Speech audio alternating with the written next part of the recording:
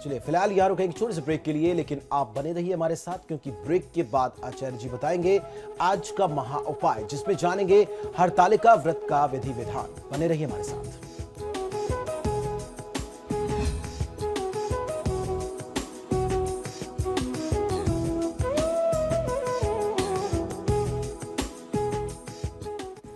Break के बाद आप सभी का स्वागत है। चलिए अब जानते हैं क्या है आज का महा उपाय। जी बिल्कुल, आज का महा उपाय बहुत ही विशेष है। आज सुहागिन स्त्रियों का बहुत बड़ा पर्व हरतालिका तीज का व्रत है।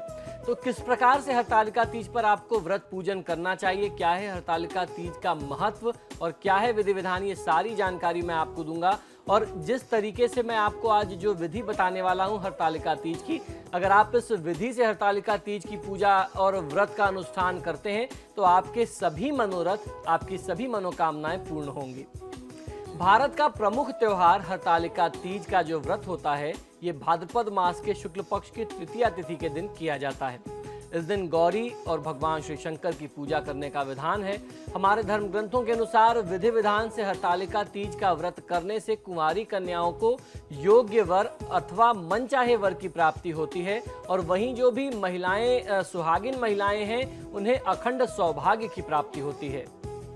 यह व्रत हस्त नक्षत्र में होता है। इसे सभी कुंवारी युवतियां तथा सौभाग्यवती औरतें ही करती हैं, लेकिन हमारे पौराणिक शास्त्रों में इसके लिए सधवा और विधवा दोनों को माने हर प्रकार की महिलाओं को, हर प्रकार की स्त्रियों को आज्ञा दी गई है।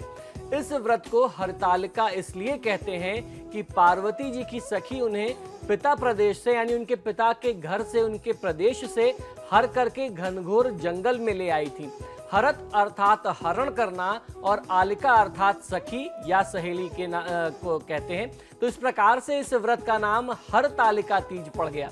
तो अब आइए जानते हैं, ये तो हमने समझा क्या है इस व्रत का महत्व, क्या है इस शब्द का व्याकरण से संबंधित अर्थ। अब जानते हैं कैसे करना चाहिए हरतालिका तीज का व्रत।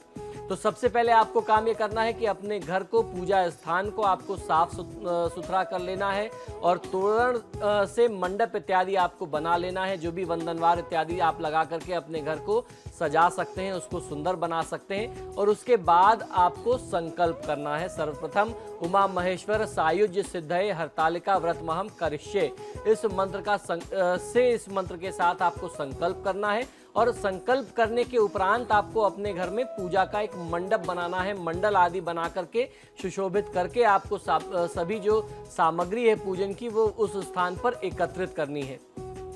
इस दिन बहुत सारी महिलाएं निर्जल रह करके भी व्रत करती हैं, और जिनसे संभव नहीं हो पाता वह जलपान करके या फलाहार करके भी व्रत कर सकती हैं।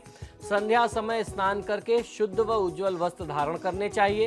एक पवित्र लकड़ी की चौकी पर शुद्ध मिट्टी में गंगाजल मिला करके शिवलिंग, रिद्धि सिद्धि सहित भगवान श्री गणेश, माता पार्वती एवं उनकी वह सखी जिन्होंने माता का हरण किया था, उनकी आकृति यानी प्रतिमा, मूर्ति आपको बनानी चाहिए। प्रतिमाएं बनाते समय भगवान का स्मरण करें। देवी देवताओं का आवाहन कर षोडशोपचार पूजन कर लेना चाहिए।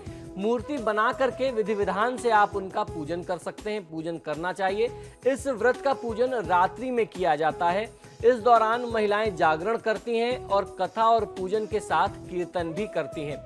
मूर्ति ना बना पाने में, अगर आप मान लीजिए मूर्ति बना पाने में असमर्थ हैं, मूर्ति ना बना पाने की स्थिति में बाजारों में आज की तारीख में बहुत सारी नाना प्रकार की आकर्षक मूर्तियां उपलब्ध हैं।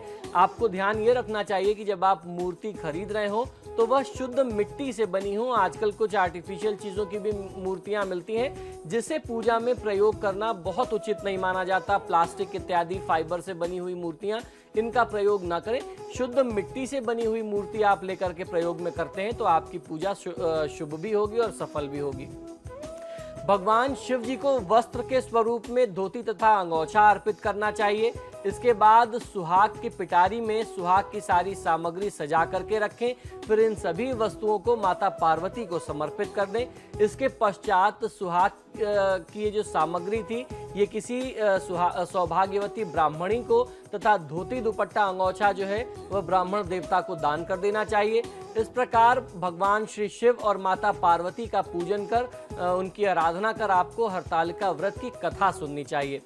प्रत्येक पहर में भगवान शिव को सभी प्रकार की वनस्पतियां जैसे बिल्वपत्र, आम के पत्ते, चंपक के पत्ते एवं केवड़ा अर्पित किया जाता है। आरती और स्तोत्र द्वारा भगवान शिव की आराधना की जाती है।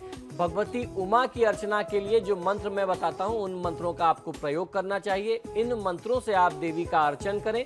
यह मंत्र है ओम उमायै नमः, ओम पार्वत्यै नमः, ओम जगत धात्रै नमः, ओम जगत प्रतिष्ठायै नमः, ओम शांति रूपिण्यै नमः, ओम शिवाय नमः। इन मंत्रों से आपको भगवती की आराधना करनी है। और महादेव की पूजा आराधना करने के लिए जो मंत्र अब मैं आपको बताता हूं, इन मंत्रों का आपको प्रयोग करना चाहिए।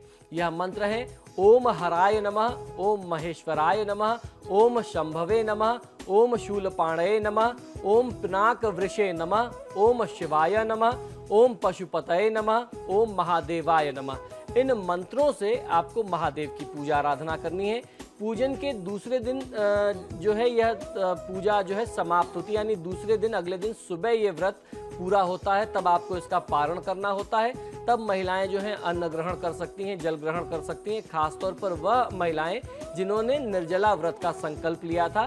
तो 24 घंटे का यह व्रत आज से आरंभ हो चुका है। तो फिलहाल आपके सितारे में इतना ही। आचार्य जी, आप स्टूडियो में आए, आपका बहुत बहुत शुक्रिया। जय मां पार्वती। तो फिलहाल के लिए इतना ही, लेकिन खबरों का सिलसिला समाचार प्लस पर लगातार जारी है।